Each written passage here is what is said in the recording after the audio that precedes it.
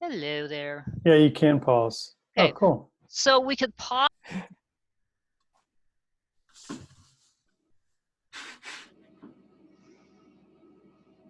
Great. So I'm sharing the RStudio interface. So just ping in chat if you can't see it for some reason. We went a little over with the jargon busting, but I think that's okay because the next half hour essentially will be walking through the RStudio interface. So, and we'll be running some code, but I don't think it could be a little bit shorter. So as prep work to this workshop, you downloaded two tools, R and RStudio. We talked a little bit earlier, but R is the underlying statistical programming language. You can use that on its own. You can use it by itself. If somebody gave you an R script and said, hey, run this, all you need is R installed on your Mac or Linux or Windows machine. If you're doing usually you're not just running one script. You have an advanced development where you have multiple files you're tracking of. Somebody gives you, hundreds of data files, multiple libraries or analysis, and so there's a lot of things to keep track of. So RStudio helps you manage a lot of that. So it's an IDE, an integrated development environment, which a lot of software developers use and programmers use. And what that means is just it integrates a lot of tools together. So a lot of the tools that we rattled off earlier today, SQL, C++, Git, GitHub, all these things get interwoven together when you're working with a large project, and RStudio makes that easy to do. So that's the whole. That's one big purpose of using something like RStudio. When you open up RStudio in the very beginning, this is what you're presented with. In the top left-hand corner, there is a code window. So, and we'll go over that in a bit, but you can type some R code in here. So sort of the classic first programming language exercise is usually called Hello World. So if we type print parens quote hello world, and then on a Mac I'm hitting Command Enter, it'll actually run that command. Windows is Control Enter. And we'll go through that a little bit more, but the idea is this is a window where you can type some stuff in, run code one-off, or you can cut and paste some code that you found on the web and want to try out a little bit.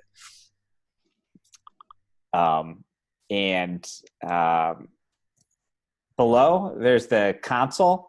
So there's a couple different tabs on the bottom. It says the console, which has the output from your code window. So the things that you will run in this particular window up here, there'll be an output that'll come below here. We'll see some examples of that. You can also type directly into the console.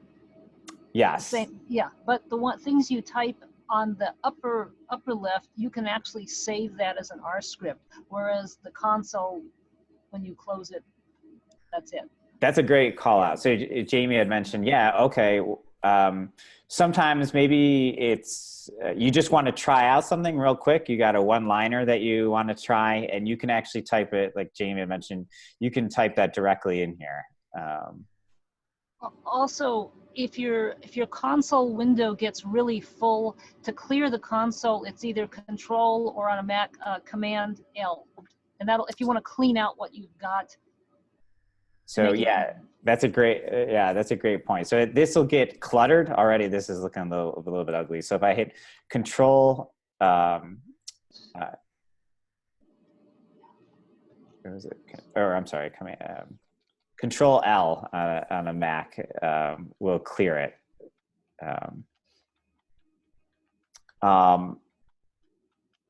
Next is there's a terminal window. So this is actually a command line interface, which you talked about, that's directly on your local computer. So if you wanted to explore your local file system or run some shell commands, you can do that right here. So this is just if you wanted to check something. So this is a nice way to also tweak some things. It's not necessarily, you wouldn't run our code here, but this is an interface to your machine. On the right side, we have a couple panels, which I'll minimize later. Sometimes they get in the way. It takes up a lot of real estate, but it's important to notice. So if the global environment will store variables that you're working with. So I'm going to define a variable in my code window, X, and the way that we assign the data in R is to have this thing called an arrow operator, which is just basically the less than, like a Pac-Man, and a dash. And go ahead, Jamie. Oh, I was going to say, but that's called a, God, I'm just losing the verb. It's not, it's like an equal. It's assignment operator. I'm sorry, it's the assignment operator. I'm gonna put, if you've never seen that before. And you could put, so I'll just put 100 in here. And so there's a couple different ways we showed one way to run a command, which was on a Mac, it's Control Enter, I'm able to run it. You can also highlight this and press the run button up here.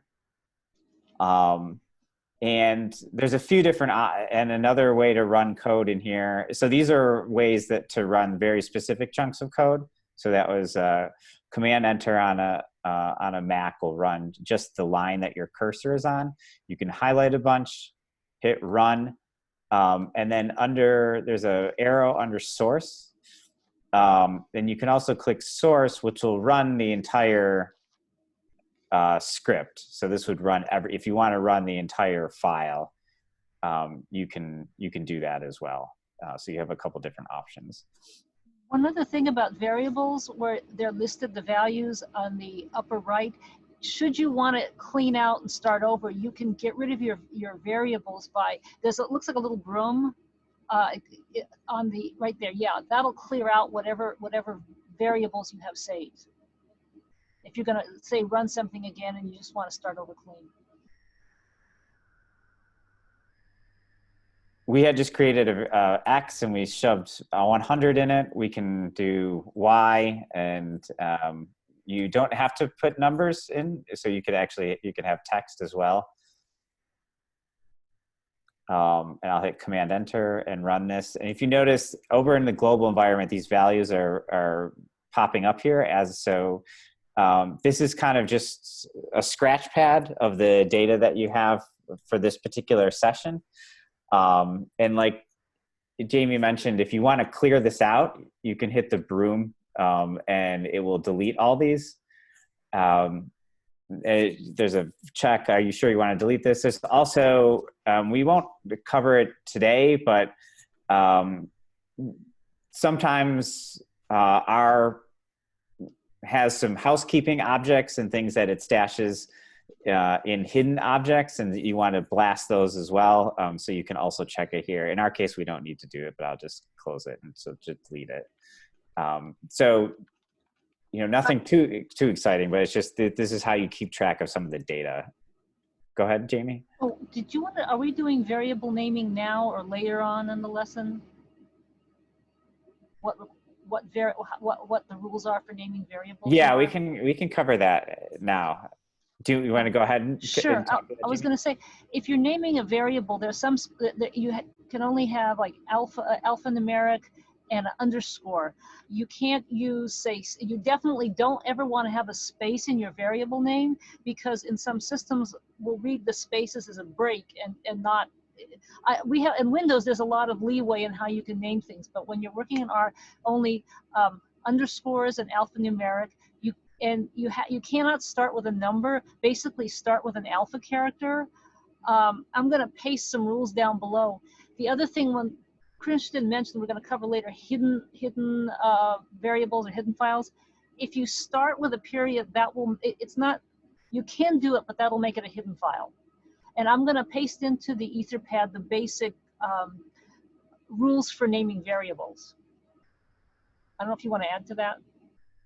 No, that's great. So just, and so you can, when you're writing a more complex script, like Jamie mentioned, you want to have, you probably wouldn't want to name a variable X and Y. You'd want to name it some descriptive name, because we'll take a look at, once you start to import a larger file or keeping track of things, ideally you want to have it something named that you can reference it, or if someone is reading your code.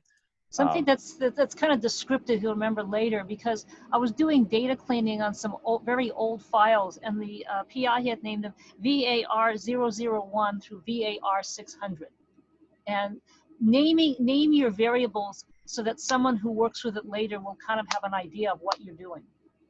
Yeah, I think that, so unfortunately, yeah, I think so. A classic example of bad variable naming is like the census. It's like they're always, it's just like B0174, needed some code book to figure it out, you know. So but like you can do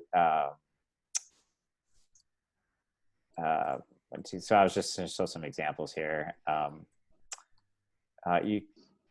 You can't have spaces, you can have dots, you know, and you can, there's no technical restriction. You can have capital letters mixed with lowercase. So if you have a camel case or something like that, these are all valid. So if I highlight this and hit run, we'll see all these are stored, and it is case sensitive. So I think is max length. Tim, this is right. This will be a separate variable, right? So these are actually two. Yeah. So it's case sensitive. So these max length with capital letters is actually different than max length with lowercase.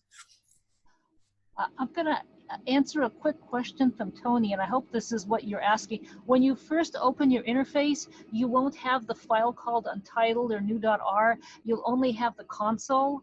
You need to, I hope this is what you're asking. You need to go up and make an open file and make a, that's how you get the untitled document. Am I right on that, Christian? Because he doesn't have the upper right windows you're showing. I can't get to your desktop. Yeah. These over here? No, I'm sorry, upper left where it says new.r and untitled. I think somebody didn't have those files, and just wanted to explain that when you first open, you only get the console window and then the two on the right. Yeah, I'm sorry. So that's a great call out. So it should be, if I had untitled here because probably before I originally opened this, I went to new file and chose R script, and it populates this. But yeah, you're absolutely right. When you first open it up, it may be nothing there, which so apologies for the confusion. Does that answer your question, Tony? Okay. Cool. And then quickly, I'll show. So we're going to go over this more in depth, but you know, not particularly exciting. But you can do a lot of the standard mathematical operations. So if I did 1 plus 100, highlighted this, or I can also hit Command Enter. We get the value for that. So you can, if you want to try out a couple different, operations follow the standards for other typical programming languages. And what I mean by that is it's, 100 minus 1, this will be 99. So I just typed 100 minus 1 and I hit Command Enter. And star represents multiplication. So if I did 100 times 2, I get 200. And 100 slash represents division, which is, I'll do 50, so it's just 2. And the other one that's probably particularly useful that you may use is the mod operator, which is percentage, which gives you the remainder. Oh, this is actually, so that's good. What is the mod operator? I thought it was percent, but.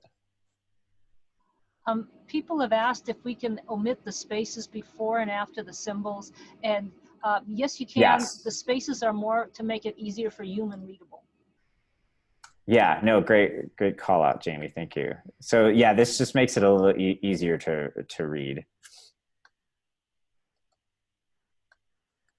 You can also, you have as many of these as you want. You can, mix these together, and also have order of operations using, if you want to explicitly say with parentheses. We can also include variables in here. So earlier, I defined X as 100, so I could actually put that in here. I think this may blow up because, let's see. So I'm guessing this probably won't work because I deleted, I had X and then I deleted it, but we'll see. So. People have asked about the difference between the assignment operator and equals, and you can use either one, but as has been pointed out, you want to always be consistent. Assignment operator is kind of a convention, so people are familiar with it now. You can use the equal sign, but when you're assigning, I believe for the equal sign, it has to be an integer, it can't be text. Am I right on that, Kirsten? Yes, that's a great example. So for you technically can use an equal sign, but in the best practice in R is to use the assignment operator. So you'll always see this usually when you're assigning variables. So I'm sorry up here. I shouldn't have done this. But it's true though. Either one will work. Yeah. For integers, not for text. And then whatever you use, you want to be really consistent. So, think about someone looking over your code in 50 years. Well, they know what you're doing. And that, variables or whatever. And then there's the standard, right out of the box, you get a lot of standard mathematical operations. So sine, cosine, log. So if we were to do log of X and run that, we get this value. So X I had defined as 100 up here. So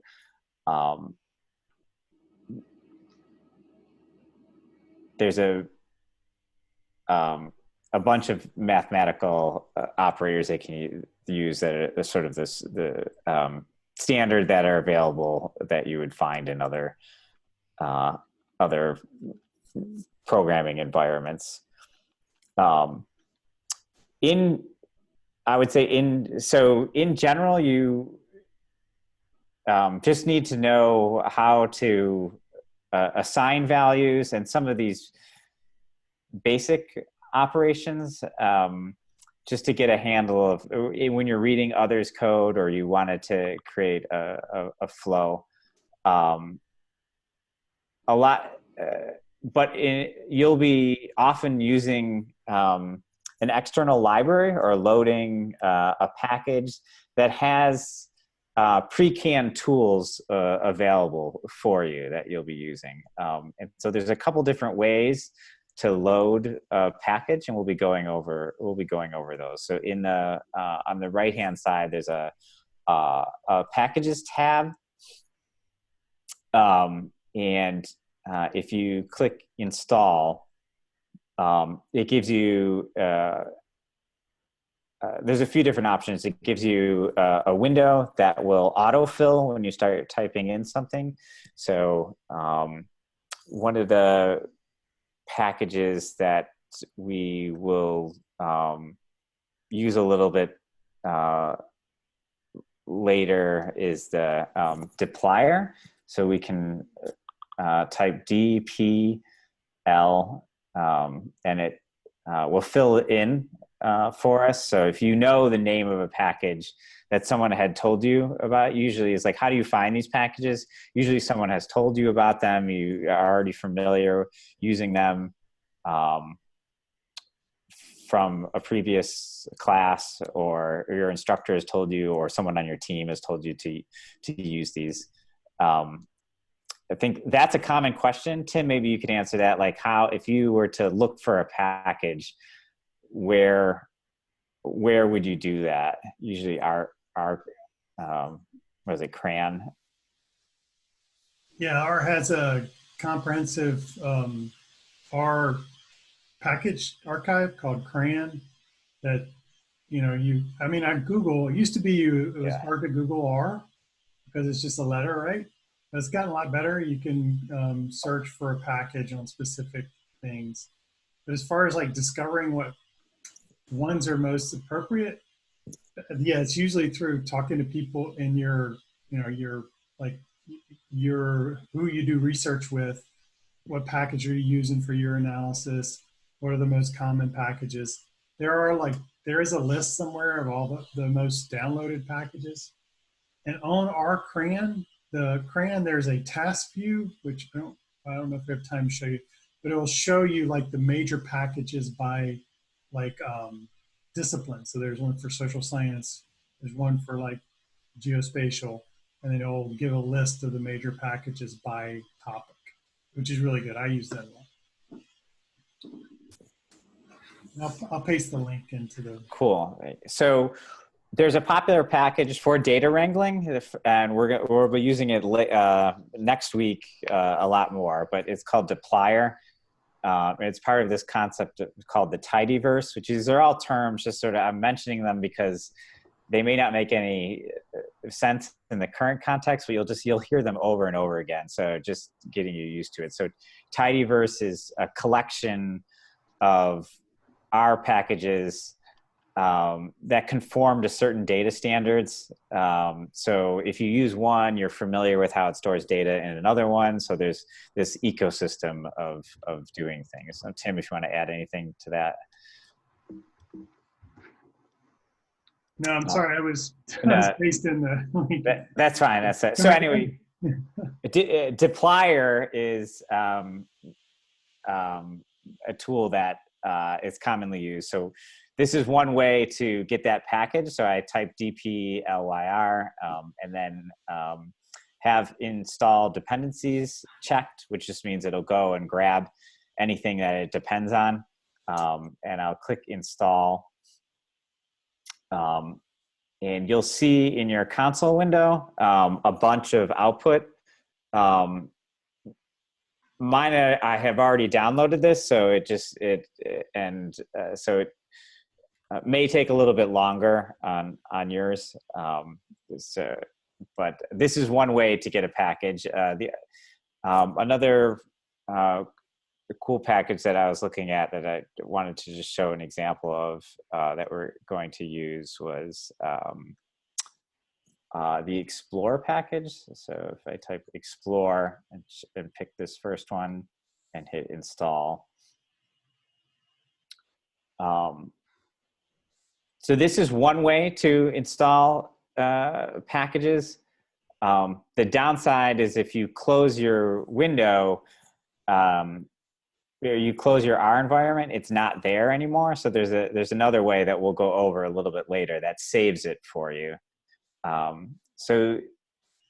This is down. So these have downloaded these two packages for us, and this is where this shows the real power of R. So we've gone through this, and I'm sure like my first reaction to this is, okay, this looks pretty archaic. Like I'm back in the 70s editing these tools. This looks really clunky. Where it really shines is all these different libraries and packages that do a lot of the heavy lifting, and we can get a lot of easy wins with. So I'm just I had opened a brand new tab, which I just went to File, New File, and picked R script just to clean things up. So we installed 2 libraries, and now we're going to write a brand new script. We just want to try them out. So I just want to show a couple examples of, we just download a library. Now let's see what we can do with it. Just to give you a flavor of the types of things you can do with R, and a lot of this, some of the commands, that's okay if you're not familiar with it. We'll be going over it later. It's just a preview of kind of what you can do in the power of R. So the first thing usually in your scripts is you have to load the libraries you're working with. So we'll do library, parens, dplyr, and then I'm just going to hit enter. I'm not going to run anything yet, so I just hit enter, not shift enter. And we'll add the other library that we took a look at, library explore. And then everyone programs a little bit differently. Usually I'll write a couple lines of code or a chunk of code, and then run that just to make sure it works, and then work out any errors I have in that. There's really not much to go wrong here, but the idea would be, let's check that we have these libraries, make sure everything loads correctly. So after I run this down here, it's something that you'll get, I guess it's a tough to interpret. The first times there's the coloring of the language doesn't necessarily mean something went wrong or right. There's some warning messages that you can ignore. This is just showing you an update. This is what it's doing. It's attaching this package, and you have these objects that aren't directly available. But if the example where let's say there's some library that didn't exist, so I'm just going to put some nonsense in here and run this just to show what happens if maybe I mistyped something or it didn't exist. We would get something like this: error in library, yada yada. There's no package. So just to give you an idea of what you would see when something goes wrong. Also, if you're going to be saving this as an R script to rerun later, you can put comments in, which is a good idea. You can say these libraries are needed for something, or if you're going to be, you can also run the install, and maybe even comment it out so you don't have to install it every time. But to type a comment, you type a £, and then whatever you need to say, or you can do that if you want to comment out some code. Yeah, so Jamie has a great point where, so far we've only been typing code. We've been typing code that's interpreted by our program, and it does something. But often, maybe you just want to take notes on your program, like, hey, this is what this does. And so a good way to do that is, excuse me, with comments. And Jamie mentioned the way to do that is to type the £, and then this tells R essentially to ignore whatever I wrote after that. So maybe these are libraries needed to do some data viz. And you can move this around. So I could maybe want to put this before here. But so the takeaway, like Jamie mentioned, is this just is something. So if you open this up a week later and you don't understand what it was doing, it's just helpful to share with colleagues. Okay, this is what this is doing. So as part of dplyr, you may have already used this. So you may have used this in your classes if you've used an R class before. There's some like canned data sets it comes with, and we'll look at this. We're gonna go deeper into this, but usually the first thing when you're working with data that you have is you want to take a look at it, explore it, poke it a little bit, see what's in there. So there is a function called describe, and then you can pass it a data set. So I know what this data set is called because it was downloaded as part of this particular library, but you could pass your own data set in here. And so it's the motor trend cars database. So this is just a database that's used in a lot of stats classes, just that has some like exhaust and engine data. And we'll take a look and see what it has in it. So I type describe parens MT cars, and then I'll hit Command Enter. And then in our window, we see a description essentially of the data set. So we see in the first column is the variable name. The second column is the data type. How many unique values? NA means not available. So how many values are missing? NA percentage, so the percentage of values that we're missing. Mean, min, max. So this is just a quick way to get a view, maybe kind of like a statistical view of your data set. If we want to look at our data, we can type capital V, view, parens, and then pass in our data set, so MT cars, and I'll hit Command Enter. And this will open up a new window with all our entries in here. So this is the full set of data. So there's 32 rows, and these are the values set. So this is good if you have a small data set, you know, in the hundreds, and you want to take a look at and you want to scroll through it. If it's in the thousands, it's a little bit cumbersome, but it's a quick way to look at the data real quick. There's also a nice function called summary, lowercase summary, MT cars, and I'll run this. And similar, it gives sort of a quick analysis, statistical analysis of the different columns you have in here. So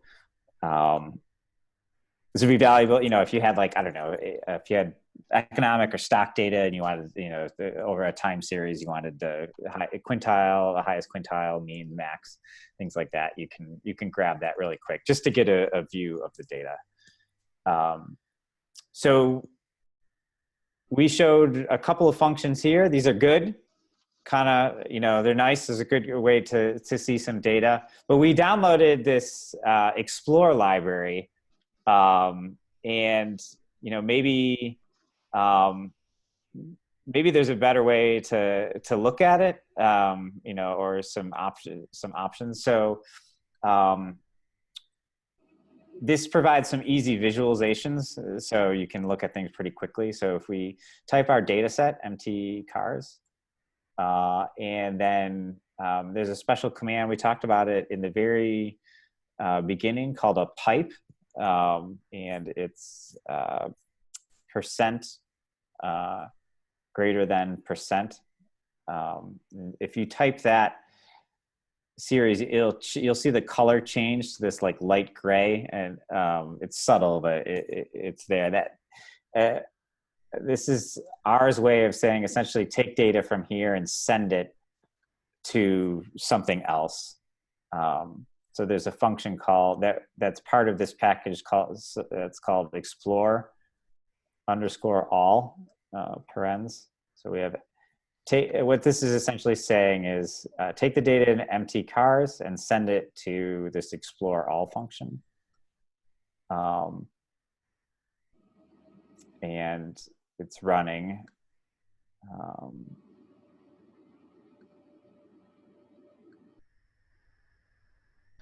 And so this should give us a plot. Oh, let's see here. So my R crashed, so I'm going to restart it. And also, if you need to restart your R session yourself, this time it did it for us, but that would be under, well, let's see. Okay, yeah, under, I can't get to your window, but you can restart if for some reason you think something is stuck. So this is something that happens. It's not uncommon. So my RStudio crashed, and I stupidly didn't. I don't think I saved. Maybe I did. I didn't save. I didn't save the file I was working on. So I'm just gonna retype it. So we had the dplyr library, we had the Explorer library, and I'll run these. And I just wanted to show an example of. Let me see.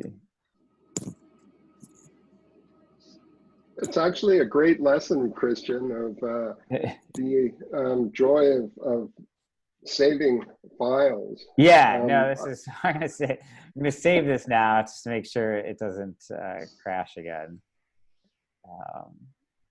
Hey, Christian. Yes. So earlier we got a question about whether we're going to cover like how to manage the directory that we're saving in and the project. So were you going to cover that? Yeah, I'll do that right now, and then we'll take a break. I think that'll be that's a great stopping. Yeah. I had we had another question about how do we know that the empty cars data, how do we know to type that? And it's part of Explorer, is that right? Yeah, so that's a great question. Yeah, how did I, so that it's actually part of, so dplyr has a bunch of sample data sets with it. And the only reason I know that is because I had looked at the documentation or something like that. So if you wanted to play, usually if I want to try a new package or something like that, there's some like canned data sets that are already available. I think another one is like the weather for Boston or something like that. I don't know. There's like a half a dozen of them that you if you take a stats class, they may use that as just as examples. So, Christian, there's also a function called data that if you run will show you all the data sets that are installed by package. So do I pass it the package name or? No, just type data. Data, okay. There's a function with no parameter. Yeah. Right. Cool. Okay. So here, and it'll break it out by package. Oh, I see. There's a lot of data sets that are just kind of come with R. So that's a great, so this is something I didn't know. Thanks, Tim. So this is great. So when you would use this, if you want to try something out on some data first, or you need some sample data, like Tim mentioned, if you type data parentheses, these are all data sets that are just available for you to try out. And so the empty cars was down here. I saw it when I was looking at it. So empty cars. If you've done, this is like the iris is a classic like machine learning and linear regression one that you guys may have used in other classes. And the way to access that is just similar to what we had. Is we had the data set names here, and there's a few classic functions that you can use. There's describe. I'll just put these here. Describe, summary, and view. But if we type view and then the data set name, so what was one? Iris. And then I run this. This is all available, so sample data. So if you're just like, hey, I wrote some function I want to try, or I wrote an average function and I want to test it on something, there's a bunch of data that's available for you right away. We're running a little over, but I just want to show a couple of cool visualizations in here that are just like easy wins you can get. So we had the empty cars data set, and then there's this explore package. And if we pass explore a column name that we have or a variable name, I was going to run this, and then down in our plots window, it gives us without having to specify, bar charts or anything, in 2 lines, we're able to have a bar chart of the percentages of the different types of gear in there. And you can jazz it up a little bit. Go ahead. Oh, I was going to say, if you want to save these plots, you just use export to save them as some kind of graphics format you wish. So right here, yeah, these are nice if you're, you can also do it programmatically, but these are if you ran something and you want to copy it to a clipboard or save it as a PDF. So I'll show one more example of this Explore tool. So something we went over in an earlier carpentries lesson, so this is a good review for folks that had already taken it, is if you have a data set, so let's take a look at this data set real quickly. So you could imagine this could be your data too. Is just sort of picture these, and these are the headers. So maybe we're only interested in a subsection of these that we want to plot or graph against each other. So let's choose those. So we can pipe that data. So similar to, we have empty cars, we have our data set. We'll use the pipe command. And there's a deployer option called select. So we'll select the columns that we're interested in. So I'm just gonna choose a few. We'll choose gear, miles per gallon, horsepower, number of cylinders. And then we've selected that, and we'll pipe that into Explore All. And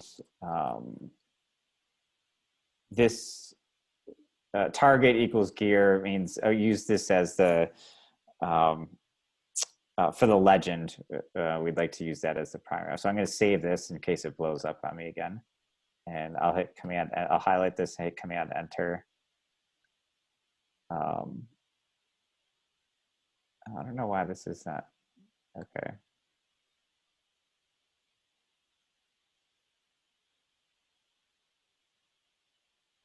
So it crashed on me again, which maybe just an install I have or some, unfortunately that's, so I'm just gonna go back and see if I can rerun this if it's something that.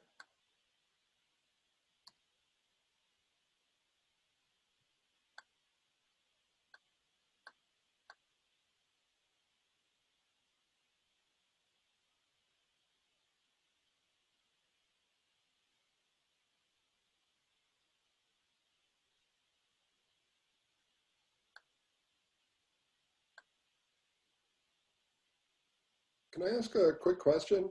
Sure. Were the commands and instructions in the carpentries lesson that you just were demoing for the packages? No, just to load the packages, but not the graphing. So I had hoped to show an example of just graphing these. I'm not sure why this is crashing my machine, but it basically shows some faceted examples of what I was hoping to highlight was this is with only 3 lines, you could do a quick graph of your data. I have to check why this, I can check at the break why this isn't working, but it brings up a nice colorful graph of these different variables. But I'll post it in, I'll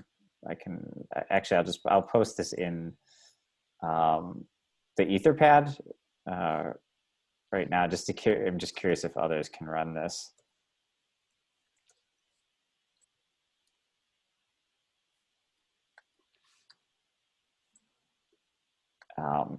So in the meantime, the one last thing I wanted to highlight before we take a break is So we've had everything sort of all over. It's a bit of a you can see it's a bit of a mess. We've downloaded some files. We've downloaded some libraries. So typically, this isn't how you'd start a project. R has the concept of which makes it powerful. Is the concept of an R project that keeps everything nice and tidy and has a place for your data that you can organize a lot easier. It's a set format essentially, and it's called an R project. So typically, if you were going to start, I have a brand new assignment. I just started on this new homework assignment, or I have a project that I'm working on. Typically, the first thing you'll do is go to File, New Project.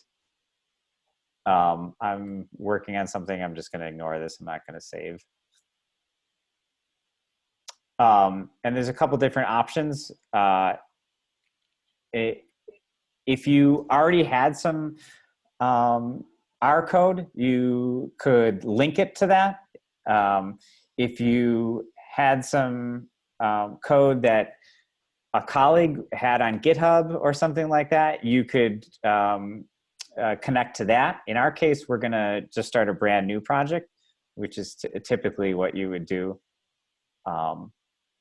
And there's a few different options. We're not going to cover these, but these are different types of R projects.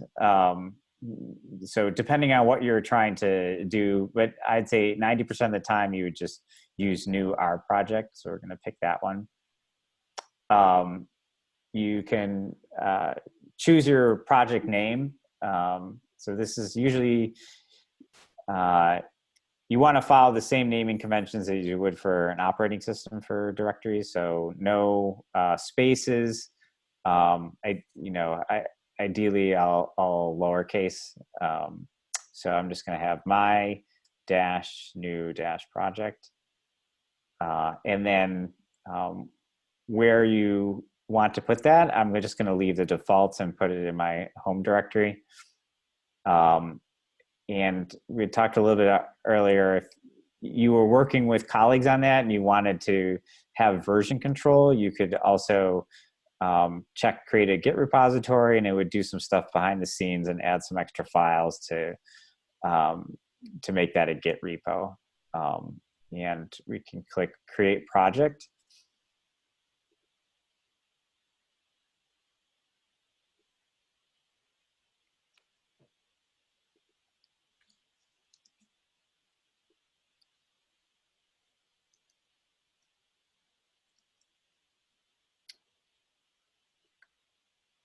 And we can see in the top corner here, we have my new project. And if we click Files, we can see it. This is this will be where you put it. In my case, I chose the home directory, and I have a project called My New Project. And it created a few files for us here. Our data, our history, and a project file. So this bundles everything together. So typically, there's sort of a convention you to follow. So if we can click New Folder, and move this. Sorry, this Zoom. What's really nice is if you open that project file again, it opens up. Everything will be in the same place it is now. Right. So I'm going to add a new folder called Data.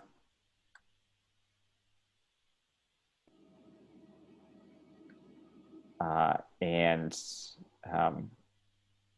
we'll put some sample data here when we come back for now. But so an example is I'm going to close this to just show what Jamie had highlighted. It was, and I'll start RStudio again.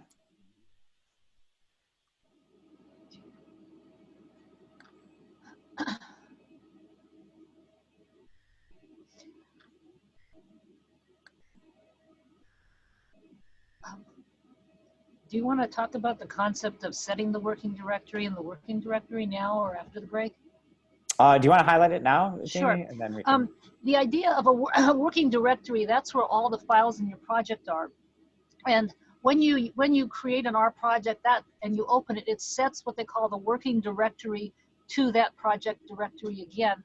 You can, if you drop down on the far, let's see, lower right, it will show you can drop down where it says more, and you can say go to working directory or set working directory. For example, you could set this, it is the working directory. That's where all the files will be saved and where things will be dumped. But if you need to, you can set it from here, or if you're someplace else, you can go to the working directory. I just want to add to that. If you set up your project, then you don't have to worry about your working directory, because it basically sets your working directory wherever your project is installed, and it's definitely recommended to do a project when you can. I mean, there might be a reason you need to do it the other way, but definitely. So to highlight, it doesn't probably doesn't come through. We will see an example. It doesn't come through in this, but because we haven't loaded any files yet. But typically, you're going to be loading files, and like Tim had mentioned, if you do it within the context of a project, then it knows where those files are. It knows the file path to them. You don't have to designate where this is in the file system. It's packaged in a nice way that you can get at it.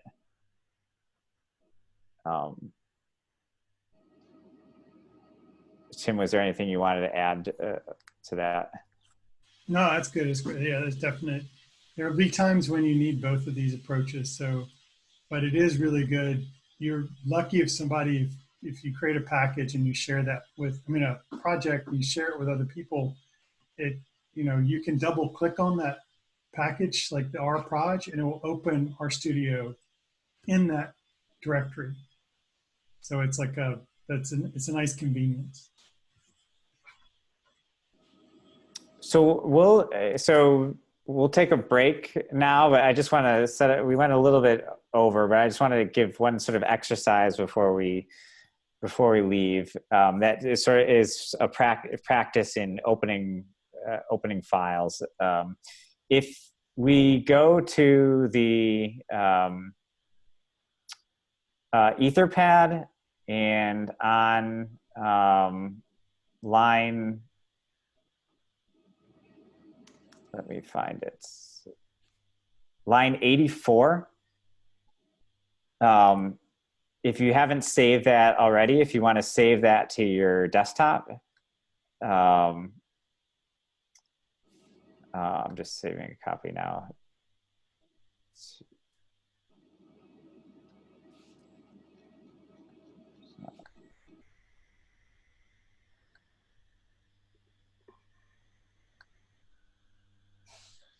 And then open that in R. So if you go to File, we can start a new project.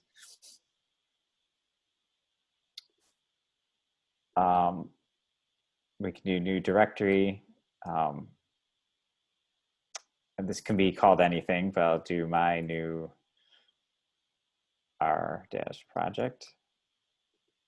We'll create project.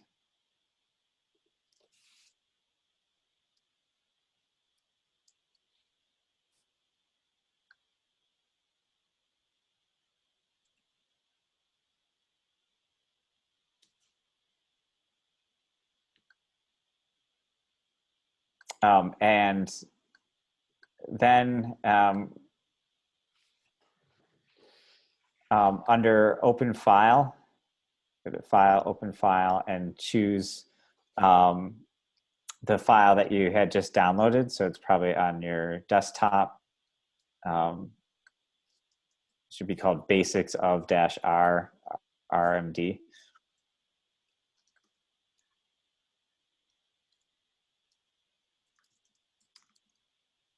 And then the way to test if it works is if you just if you click knit on the top. You should have a knit button. This is an R Markdown.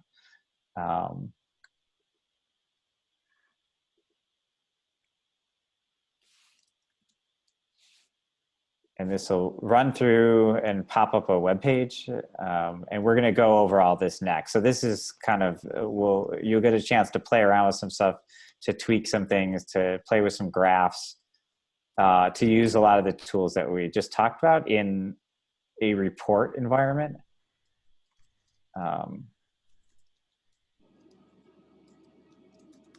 And the result of it takes maybe about 30 seconds, but it'll come, you'll see sort of some code, and then near the bottom you'll have some graphs that we're gonna talk about and run ourselves and tweak a little bit.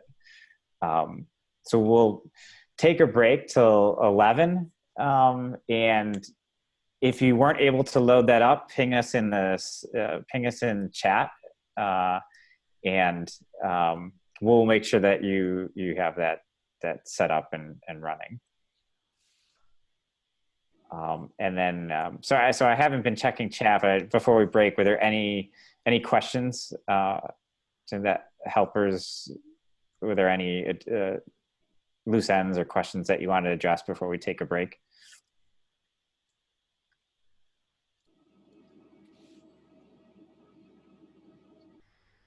Okay, so it sounds like, so try to load that R Markdown in a new project, and then if you can't, just ping us on chat, and we'll take a break, and we'll be back just about around 11. We'll get started.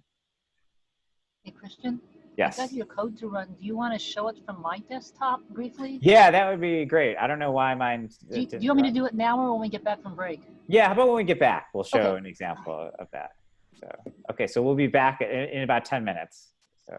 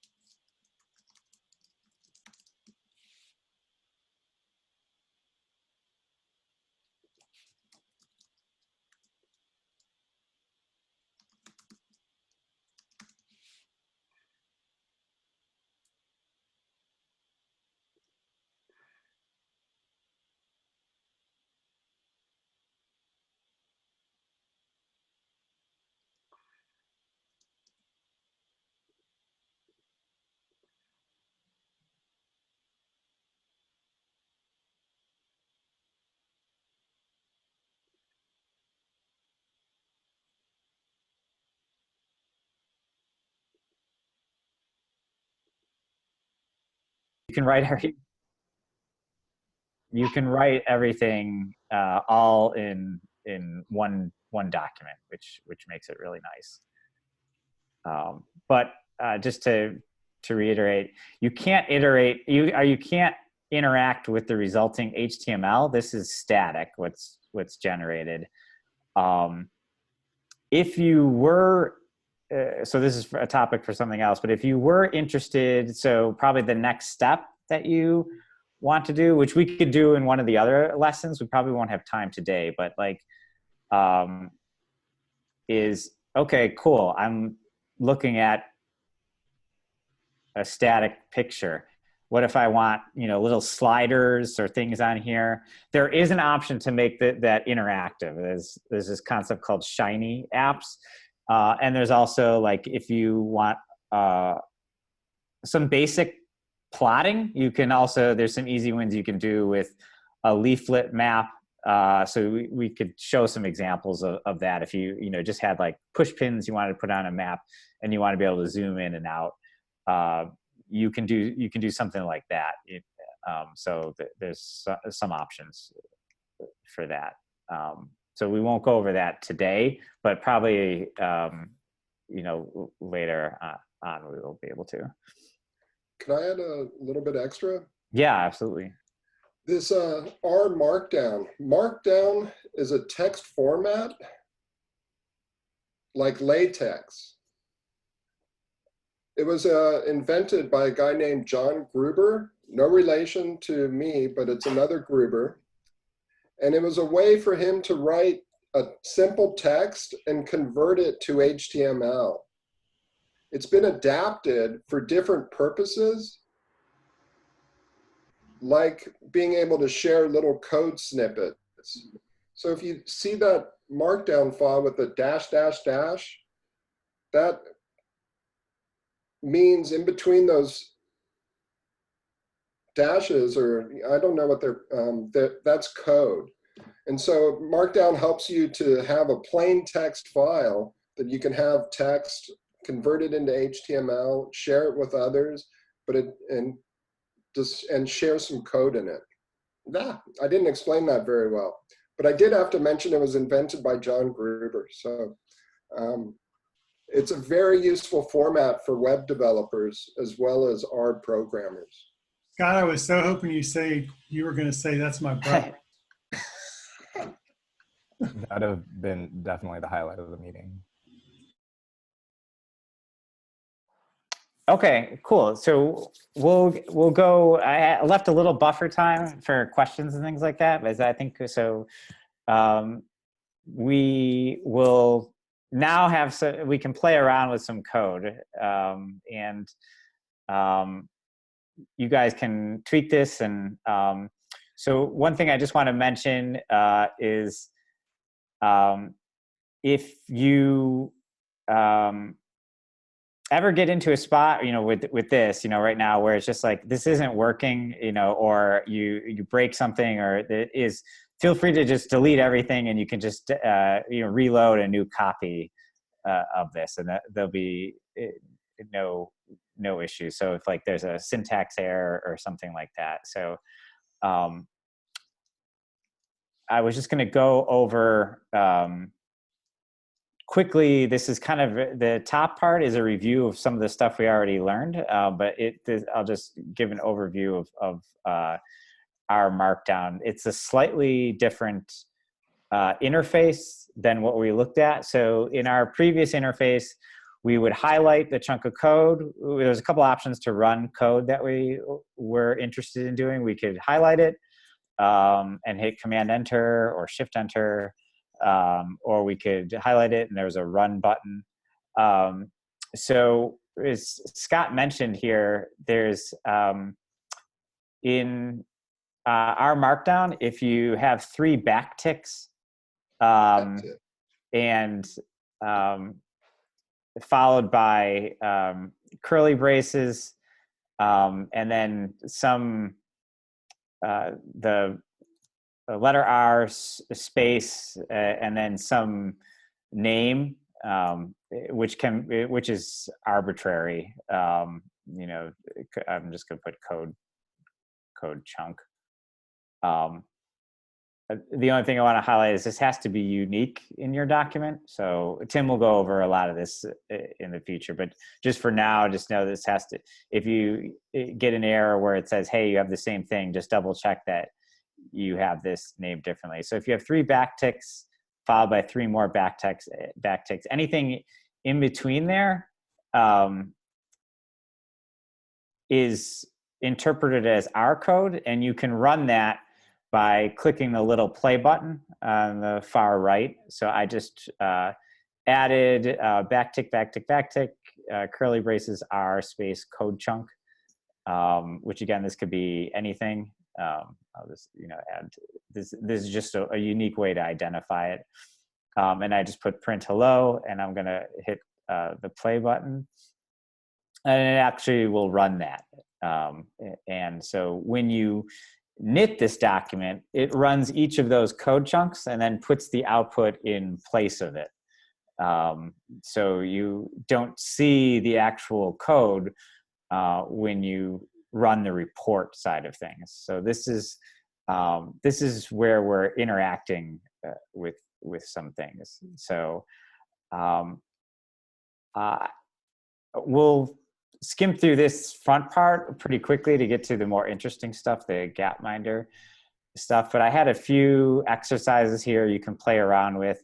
One, just to get a feel for our Markdown interface, since it's a little bit different. But on line 38, I had some examples of mathematical operations. So these were just similar on lines 33 to 36 were order of operations using multiplication. I don't think we talked about this, but the caret is the exponent. So this means just 2 to the power of 2.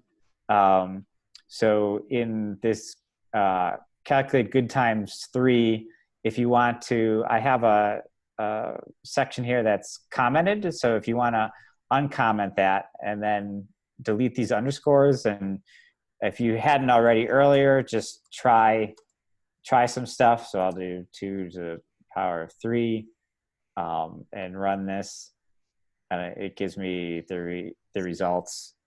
So 123 plus 8.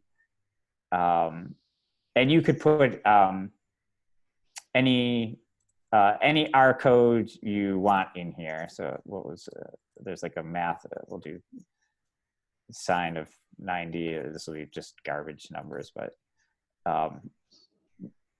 the idea is any R code that you wrote in the other window is perfectly fine to have here.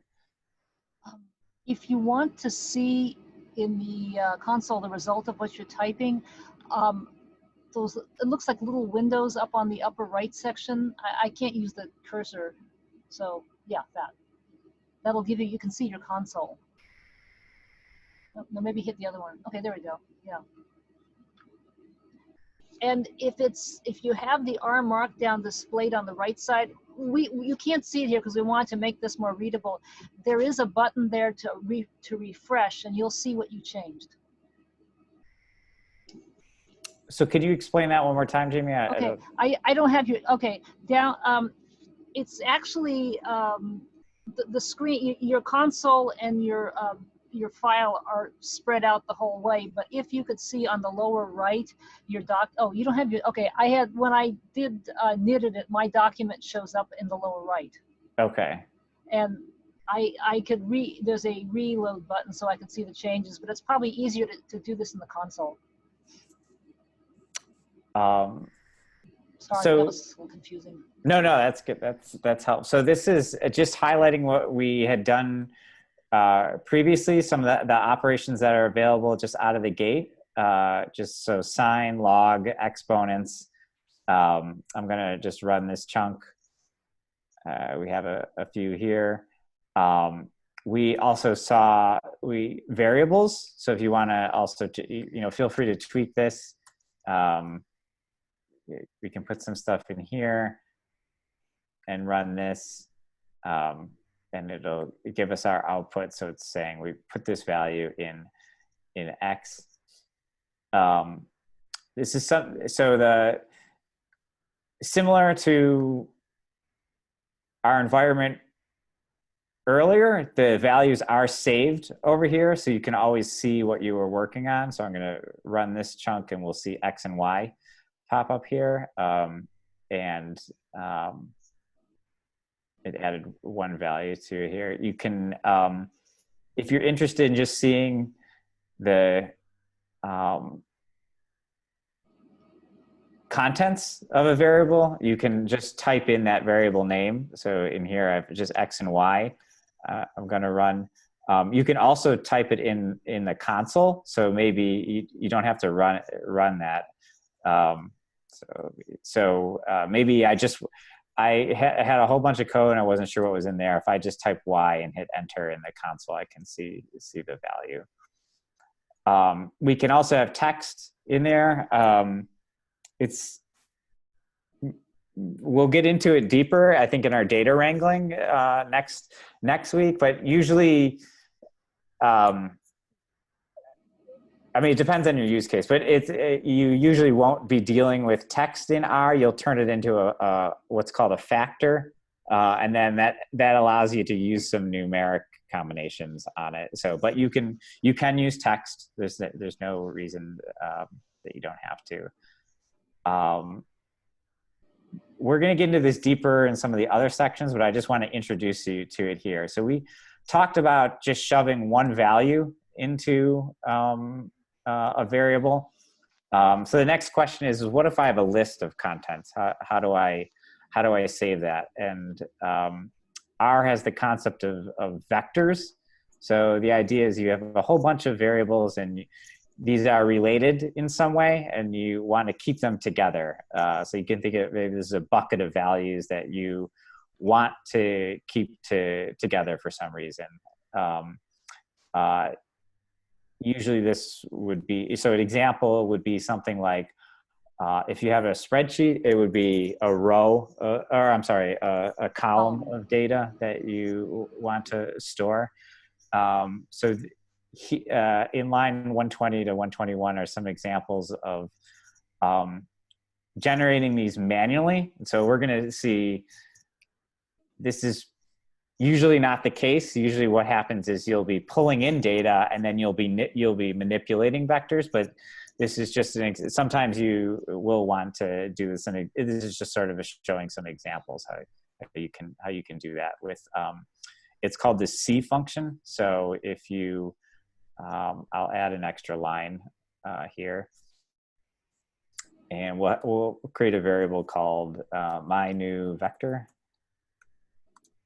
and we'll use the assignment operator, and the C function followed by parens, and then a series of values separated by a comma. We'll put that into a data structure that's called my new vector that you can move around. So you on its own. So you can. Why would you want to do this as opposed to a single variable? You could think about if you want to do like mass operations, perform an operation against every single value here, it makes the code a lot shorter. So an example of that would be like, if I had, maybe I have, this is a simple case, but I have 1, 2, 3, 4 in here. And then maybe something I want to do is you can, now that you have that packaged in a nice, neat, single bucket, you can perform operations on that entire thing. So maybe I want to do something like, well, multiply each of these things by 2. And so you could do something like this. So when we run this, we'll see the output. And I'll do.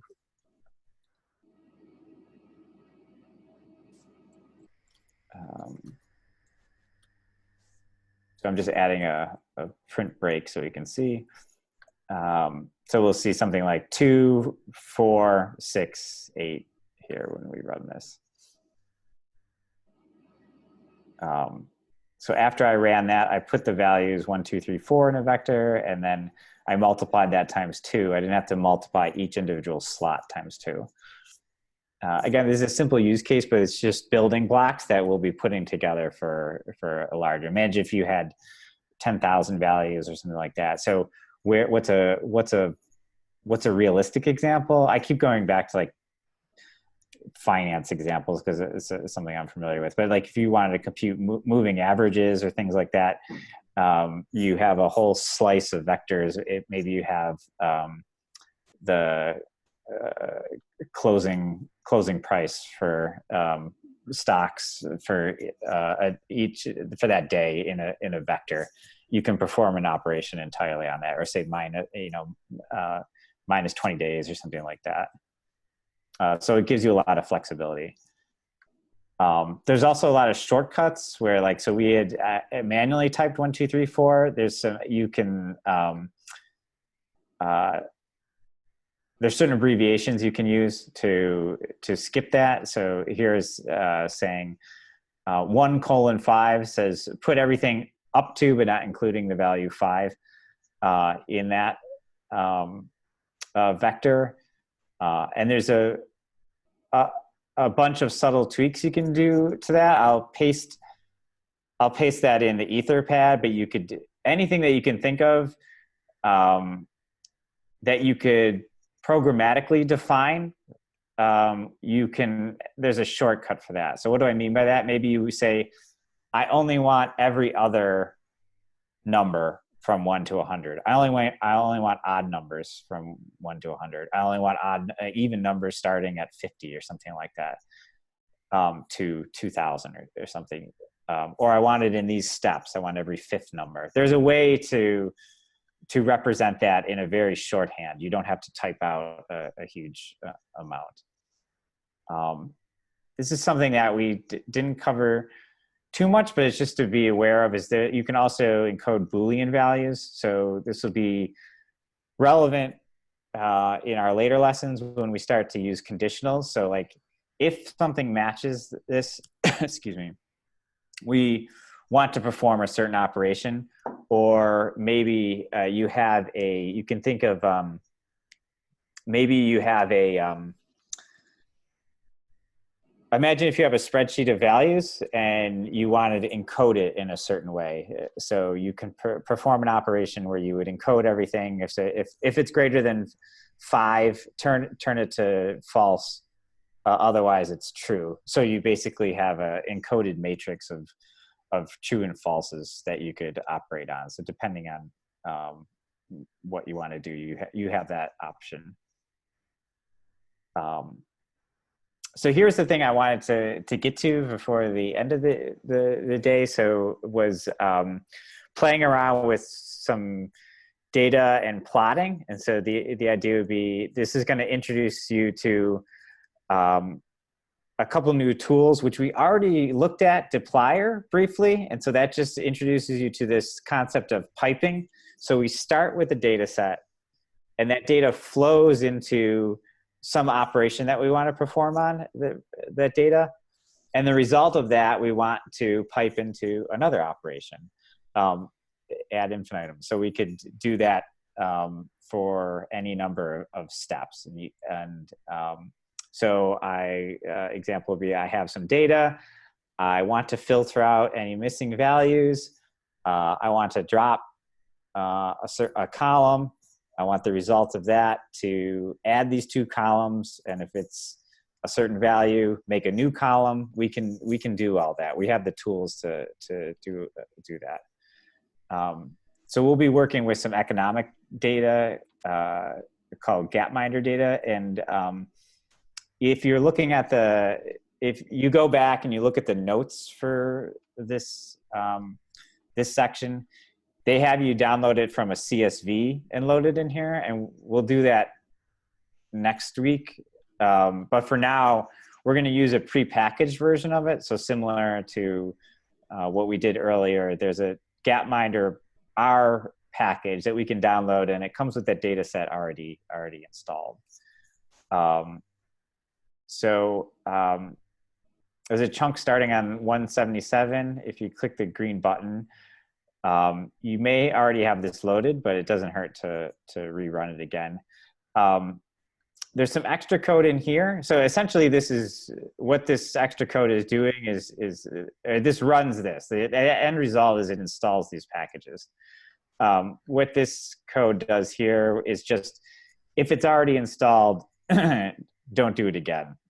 So it will hopefully save some confusing error messages. So if you can't run this, ping one of the helpers because you'll need it for the next steps. Hey, Christian, quick question. Yes, sure. So I see that here we're requiring a loaded package plyr. What's the difference between plyr and dplyr? I think plyr is the earlier version. Tim, do you know? Okay. Yeah, plyr is the earlier version of dplyr. Okay. And plyr can be used on different types of data objects, which we haven't covered really. Okay. So there are reasons to use plyr as opposed to dplyr? Well, dplyr works only on data frames. So got it. maybe, I think dplyr, you can use it on other data types. Okay. Matrices or something. Okay. But yeah, it kind of got superseded because most people are working with data frames. Right. Okay. Well, thank you. And so, yeah, I just want to call out, Tim had mentioned something, which is a good segue into what we were going to talk about, is data frames. And so what's a data frame? It's a data structure in R that you'll use a lot. And you can think of it, the easiest way to think of it is just a gigantic spreadsheet that you can manipulate in certain ways. And so Gapminder has some of that. We already saw an example of that. We'll see another example of that in a bit. So we're not gonna, before we plot, we'll take a look at some of our data. So if we wanna run this on 196, this will load our libraries. And then let's add some more R code to take a look at the data that we just pulled down. Since we're okay if we don't run this in a report, I'm just gonna run 3 backticks, curly braces R, curly braces, and we can use some of the tools that we used earlier. So let's just do a quick one, describe, and Gapminder. So to reiterate, so a question, which is a great question, is like, you just typed Gapminder, how did you know? I don't see you assigning a variable. I don't see, how did you know that that's what called? And so by loading this library, it does some stuff behind the scenes and adds a data set called Gapminder for us to work with. So the reason I knew that is because it's documented in the library that we're working with. But normally that would be what you would call your data set, which we will do in a later session. And let's just run this. So this is describe Gapminder, and I'll just run this real quick. Did I misspell that? Describe. Describe.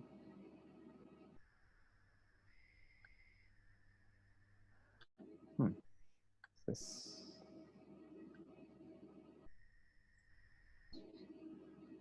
I thought that was. Let me try. I don't know. I'll do summary. I'm not sure. Describe maybe in another package. I'm not sure that I haven't loaded. I'm not sure why that didn't work.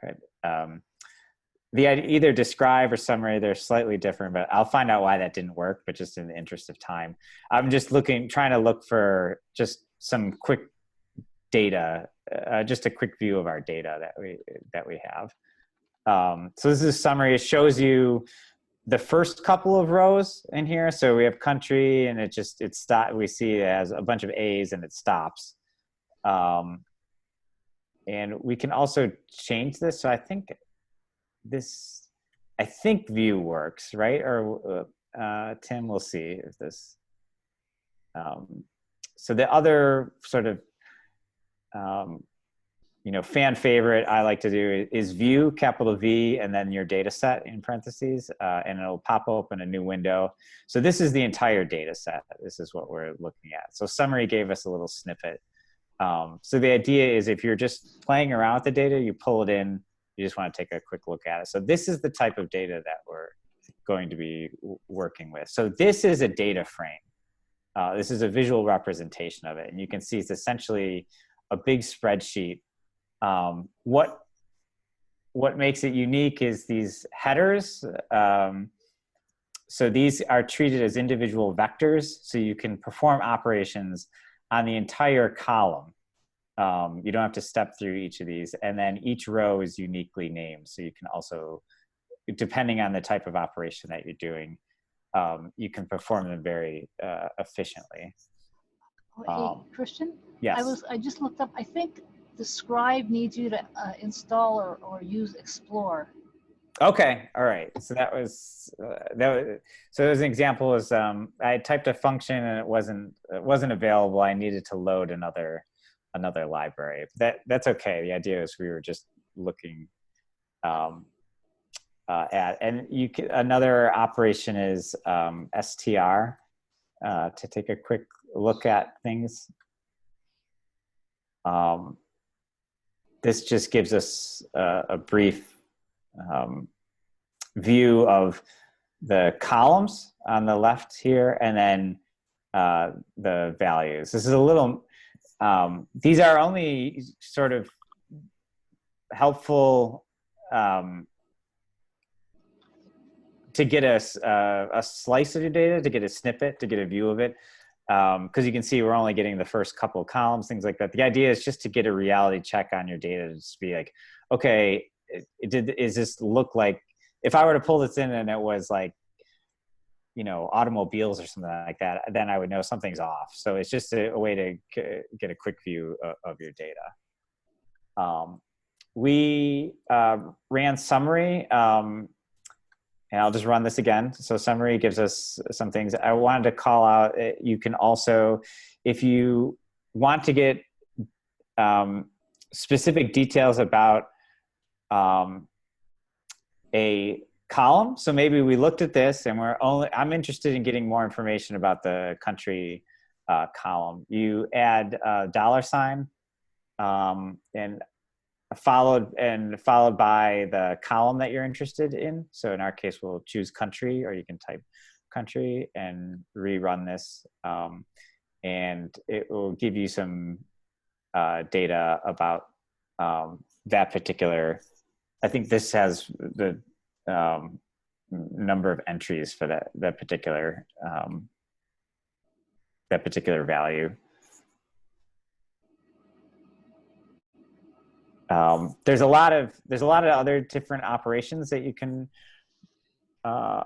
perform on here when you're just looking at things. Usually, some of the ones that are common, I'll just go briefly, are head, or not herd, head, and then your data set.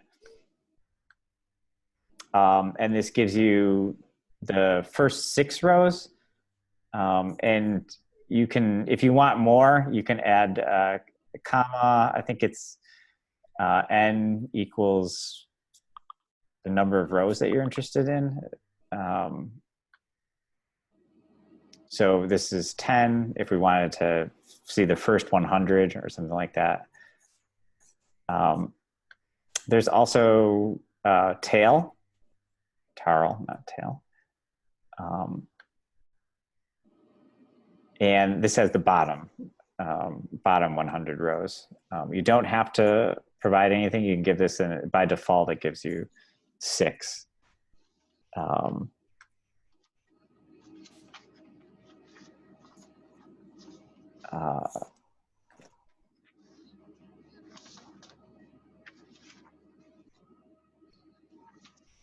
And we won't spend too much time on it. There's a bunch of functions that you can use for sort of just digging at the shape of your data set. So there's something like nrow, which gives you the number of rows. There's ncol, which gives you the number of columns. And so there's a number of these. We won't go through all of them just in the interest of time, but just to know there are operations that you can perform on this that gives you statistical information about the shape of your data. And then finally, the one we're going to go this more in depth, but it's like next week.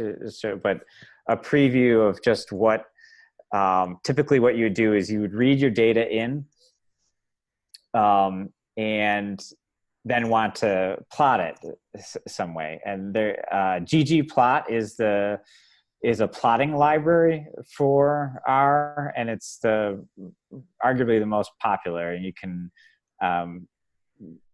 do a bunch of aesthetic tweaks to it, and you pull it, and there's a lot of styling you can do. There's a whole bunch of different options that we could show. So the advantage of using something like ggplot is once you define, you can separate the styling of your data separate from the content. By applying a new style, maybe you have like certain styles that you have to follow for publication. Maybe you want it black and white. Maybe you want it colorblind friendly. There's different styles that you could apply to that. So to get started with ggplot, and we'll go in more in detail, so it's okay if some of this is a little confusing, but the idea behind it is you define a plot by typing ggplot. You assign it a data set. So in our case, our data set is Gapminder, which we have. You assign it an aesthetic mapping, so you choose what values do you want to choose for the x-axis? What do you want for the y? There's a couple different options, but those are the basics. You can also group it by different options, which we'll see in a different. And then you add essentially styling points to it, and you can you'll see as we go through this, you can layer these on top of each other. So maybe I want a line chart, but I want to have points. Maybe I want a box plot, but I want to have additional aesthetics added to it. You can sort of keep adding these attributes onto your chart. So in our case, we have, let's map the GDP per capita versus the life expectancy for all the countries. So that's what this does. And we know these values, we know X and Y, because those are the columns here. So we are saying, okay, we want GDP per cap, so this matches, and we want life expectancy here. So let's run this. And so we can see sort of like as a GDP per capita increases, the life expectancy also increases. In general, there's some outliers, but the idea is, so just by the same thing, you could read the data sets that you have, you can read that in, and in like 4 lines, you have a pretty snazzy chart that you can do. So, okay, that's great. Maybe we want a line chart and we want to separate. So this is sort of gives us one view of the data.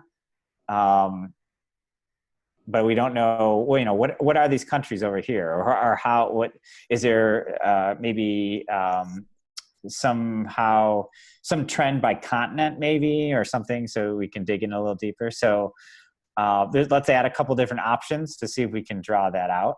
So again, we have ggplot. We'll define our data as Gapminder. We have our aesthetics, which instead this time we'll have the x-axis as the year, the y as the life expectancy. We'll separate them by country, and then we'll also set a color by continent. So those on the same continent will be a similar color. And we want it as a line chart. So again, this isn't, we're going to iterate on this. This isn't the most readable thing, but we're gonna go through that. So we can see in general, except for a couple outliers, as time progressed, life expectancy of all the continents has gone up, which is good. But maybe there are some discrepancies in there. Maybe there's some outliers. How can we dig into that a little bit more? Or maybe we want to see specific points. So this is a line chart, and we can add values on top of this for each of these. So in addition to a line, maybe we want to plot the specific value. I can't tell where this is. I would like to know exactly what this is. I can't tell if this is a, right here, I can't tell if this is a 35 or a 36, so let's put a point, to really see if we can draw that out. Again, this is, this sort of as an example. It's not exactly the most readable thing, but we could drop off some of these continents. We can make it bigger. We can see there's another option where we can generate a graph on its own for each of the countries, which is a faceted. So I don't know if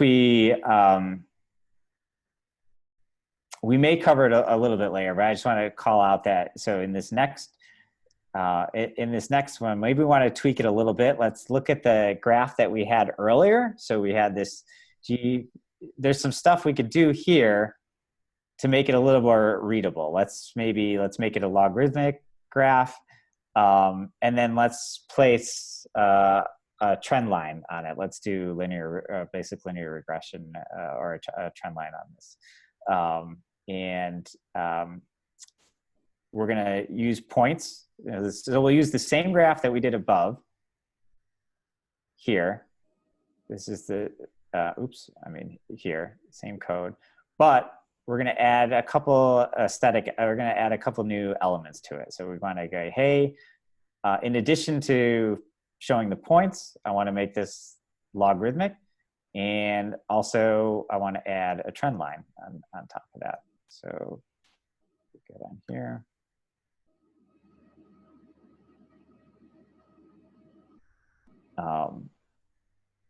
And so by default, I think, by default, for the regression, it uses, I think y is the dependent variable. And we can tweak some of these things. But this is a little bit, but I mean, depending on what you're trying to show, it could be easier to read. And then one of the examples we had above was, okay, great. This is impossible maybe there's some good information here, but this is impossible to read. Is there a way that we could quickly break these out into their own graphs? So we could take a look at that. And that in R is called Facet Graphs. So you can define that with a facet wrap. And I want to express, we're going to go into this deeper in a later section, so I'm not typing this in right now, but we'll go over these. The idea is just to get a flavor for what is possible, and what are some of the features. So we've seen this. So in this case, this syntax looks familiar. So I just want to call out. So we're going to take our Gapminder data. But we only want to match those that are in the content of Americas. So essentially this is providing sort of we're slicing our data and saying, only give me, we're going to create a subset, a new variable, but we're going to slice it off and only put those that are in the continent of Americas, and we'll save that in a new variable. So in here, instead of using Gapminder as our data set, we're going to use Americas. So Americas is just a slice of a subset of our data. We've looked at this before. This was our line graph, which was like just really crowded. So we can actually, so I'm just gonna take this out. We can see what this looks like.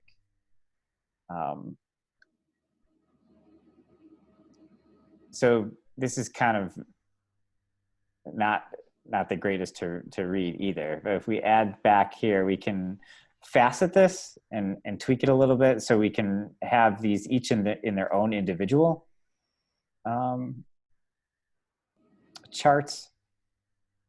So when this finishes here, and you can one thing I wanted to stress is, so the question is always like, okay, this is still kind of ugly, or like this is I want this, that, or the other. You can configure almost anything in this. So any desire you have to, I want this moved over by this number of pixels. I want this, in this case, the only snazzy thing we did to make it a little more readable is we changed the angle. So this is the text on the X label. We changed it 45 degrees. So if you want, play around with this a little bit. We change this to like, if we want it straight up and down, I think we can change it to 90.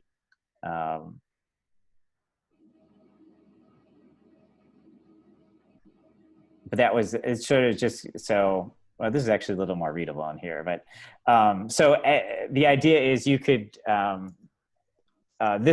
we can maybe separate this out on the y-axis a little bit. It looks like a little crammed together there. You have the options to change labels. You have the options to change colors, a whole bunch of different options there.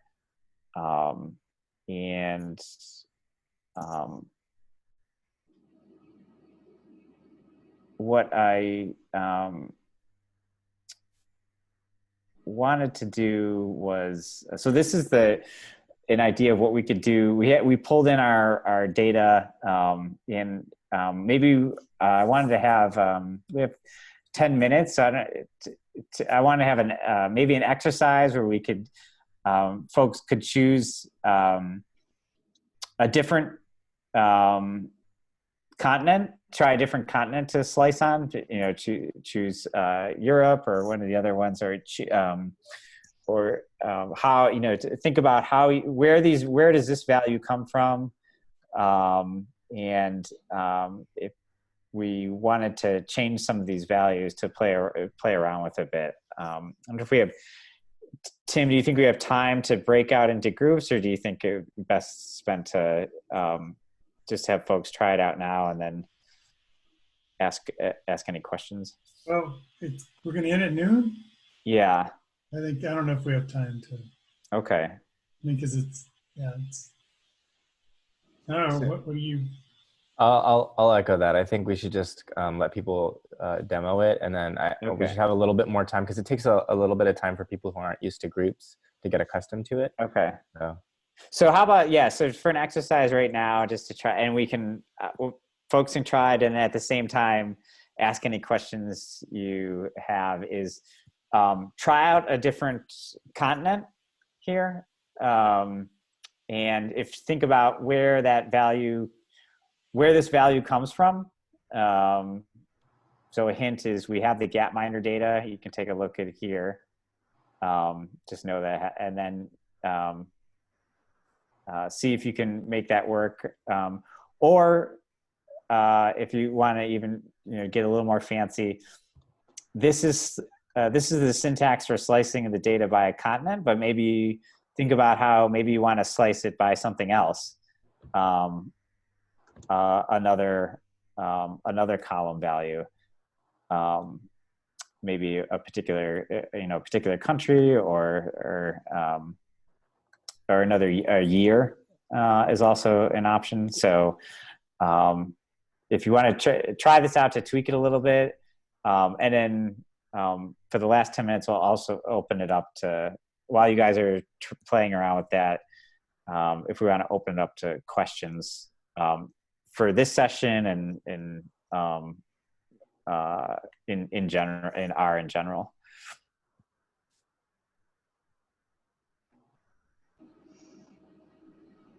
Again, I should highlight, Tim, was there any of the helpers, was there anything? So we're at this is basically the idea was just to give a preview. We're going to start the next session with data wrangling and tweaking some of the data that is in here and cleaning it up and showing how we can manipulate this. And we'll go over this examples in more detail, but the idea is just like, these are some of the powerful options that you have with ggplot and R. I have a quick question. So I know that you can generate like the plots in the R Markdown document. They kind of show below the code as we are seeing in your window. But let's say, for example, I want to like pull out this into like a, I don't know, like a PDF that I want to edit in a different place. Is that possible using R Markdown, or does it need to be done somewhere else? Like if I wanted to export the graph that I just made, because I think when you export it, you should be able to get a larger version because it's kind of crammed in the window. Yeah, no, totally. Export as a bigger image, so it might be even easier to read if you export it. So yeah, there is. Is it GG Save, Tim, or? Save.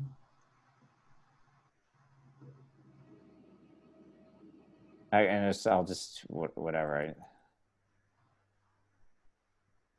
So if you have something like this, I think this is the syntax. I'll have to double check. I think you'll need to save your ggplot function as a variable, and then I think. Okay, all right. I think first parameter of ggsave is the object.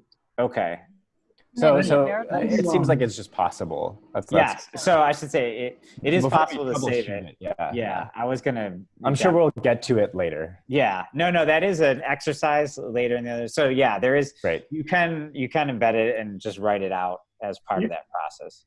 The other way to do it, there's these chunk options These are called code chunks.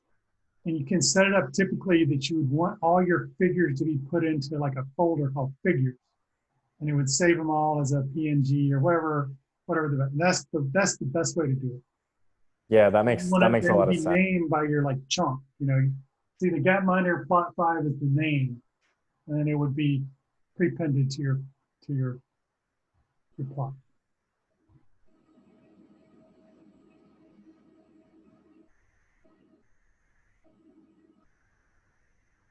Jamie, was there anything you wanted to highlight?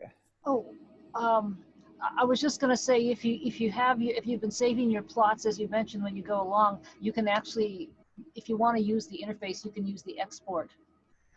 Someone was asking in the chat, is there some way you can do all of this from the command line and not use RStudio GUI?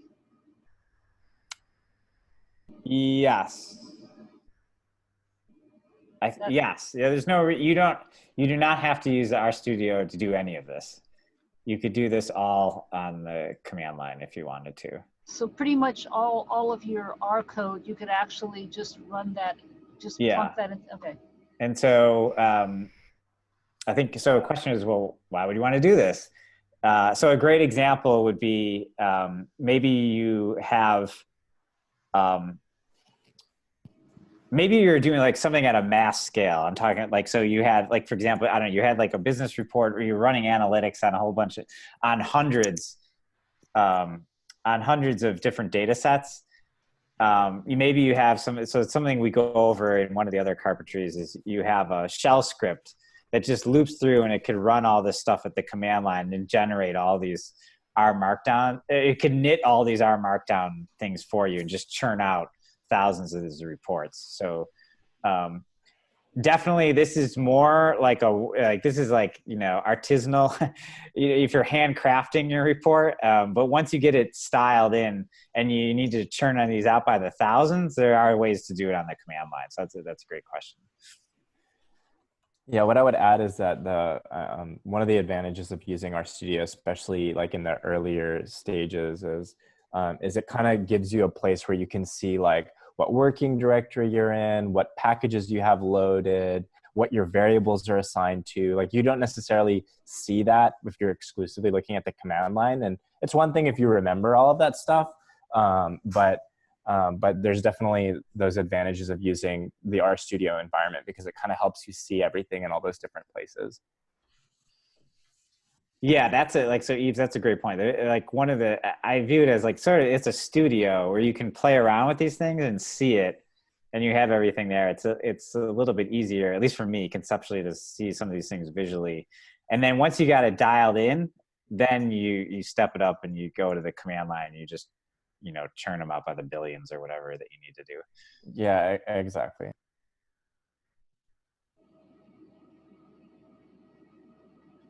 So I just wanted to add before folks take off, we have a feedback form that we created that we usually do in our in-person workshops, and it's usually just 2 sticky notes that you have and you just write on one of them what went well and what we could improve on. So it's a super simple form where you just write what went well and what we could improve. So I'm going to put it in the chat here, and I also put it in our Etherpad at the bottom. And maybe we can email that out too in case some folks don't get it. Thanks, Lee. And that way we can improve it before next week. Yeah, definitely. Yeah, your feedback is much appreciated. And we do act on it. So if there's like, if the pace was painfully slow or, you know, too quick, we'll definitely take that into account and adjust it.